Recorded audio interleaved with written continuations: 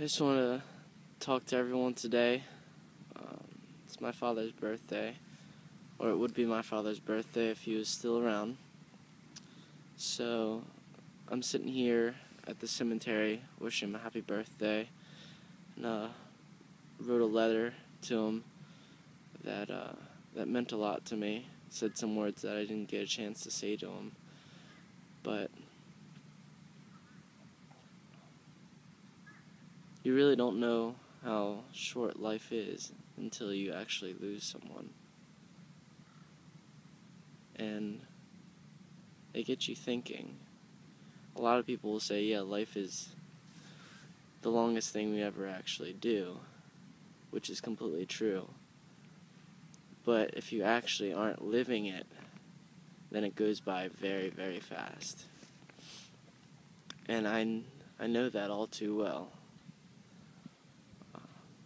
Losing both my parents at a very young age, you think it would dawn on me that you can't squander a single moment in this life. I mean, they worked so very hard to provide for me and my brother at very early ages, that life just, it took its toll. Some people just can't handle the pressures, but others, they work until they literally kill themselves. And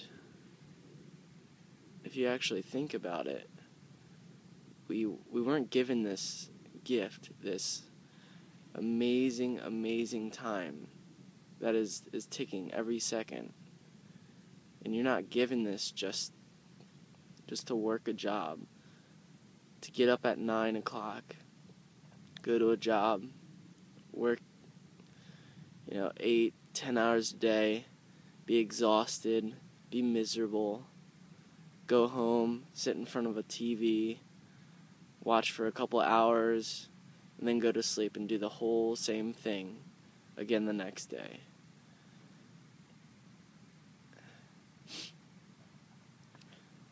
And then, taking some time on weekends to relax because you're so exhausted from that job that you do every day, or flash trips for a week or 2 weeks at a time, maybe once a year, maybe once every couple of years, because you can't afford it because your mortgage bills and everything else that this world just throws at you.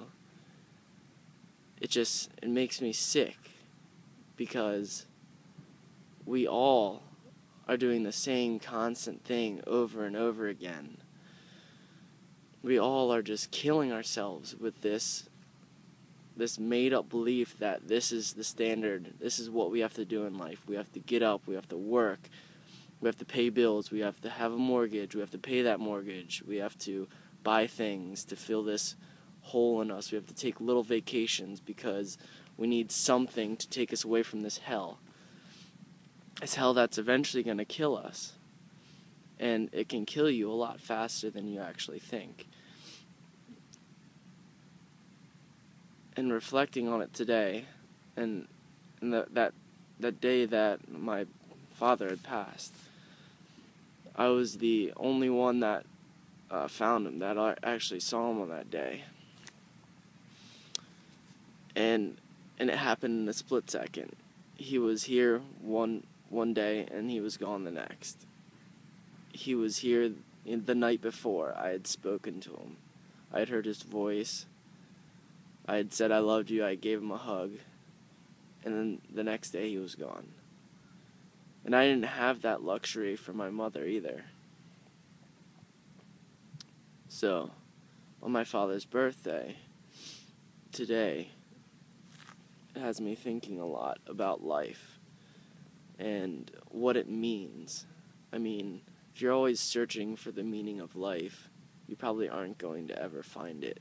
Because, to me, I think the meaning of life is to actually live it, to cherish those moments that you have with friends, to build memories, to see things, to experience things, to laugh and smile, not to just do the same fucking damn thing every day in an office or a manual labor job or something like that. Because you know what? The day's going to come when you get sick, or the day's going to come when another family member, finds you dead. And yes, that is harsh, but that moment will come because we all die. But in that moment, would it have been all worth it? I mean, would you go back and say, oh yeah, I would totally do all that over again. I would totally work that job. If you were looking at yourself, your physical vessel of a body, from down or up from, wherever you are in the afterlife, would you look down and be like, damn, I wish I fucking would have done something with my life, or I wish I would have done this? Because, you could blink and it could be all gone.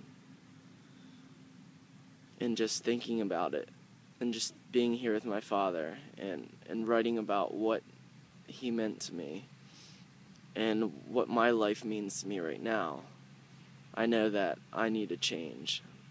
That I discovered what I want to do in this life. I know I want to travel the world. I want to see things. I want to inspire people to travel the world.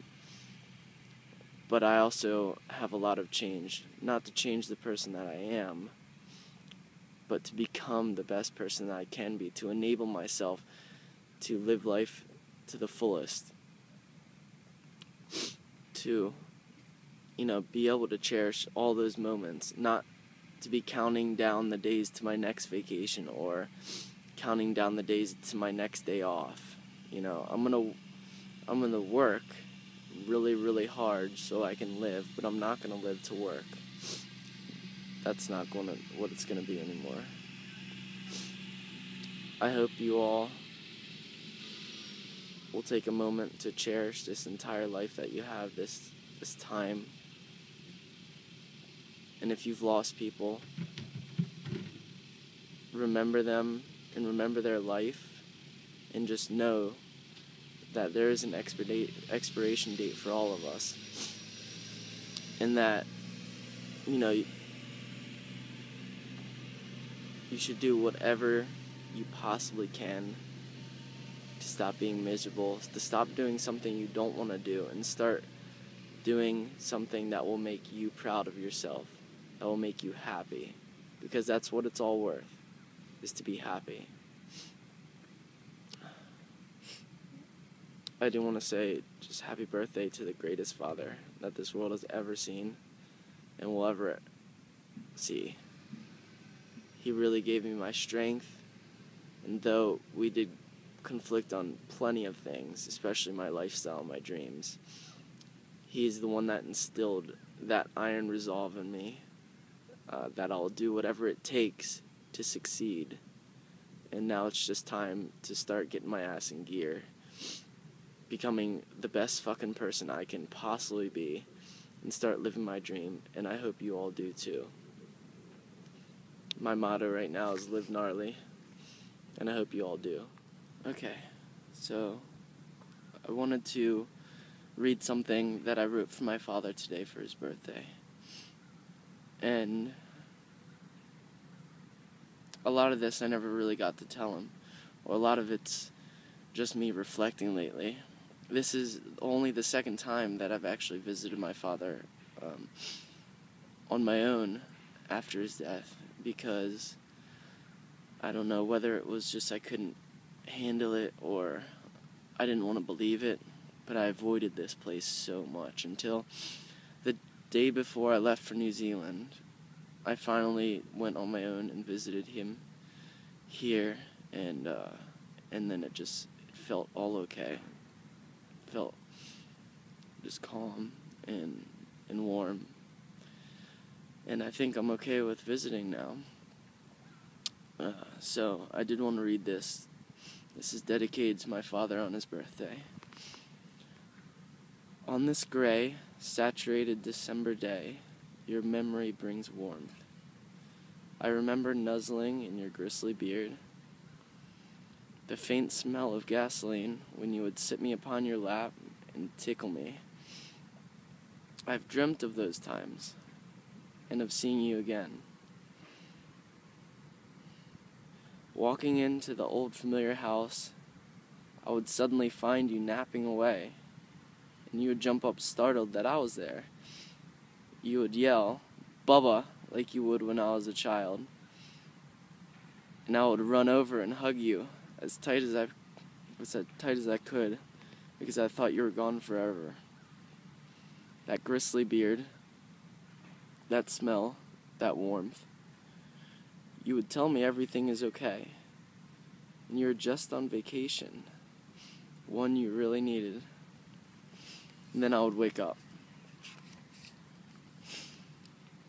Though the dream had ended, I could still feel you and smell you like a lingering presence, like the feeling you get when you walk away from an amazing conversation. And then I knew you were still there. Dad, you raised Derek and I for this moment, raised us to be strong, to work hard, to know the bond of family and love is never broken or gone, even in death. You made us lion-hearted, and with this gift of life, I will try to live it as fiercely as possible. I know now life is short, and I will hold fast to the lessons you taught us, the times we had, and our memories that will live on forever in my heart. Love you now and always. Happy birthday to the greatest dad the world will ever know. Love you, Dad.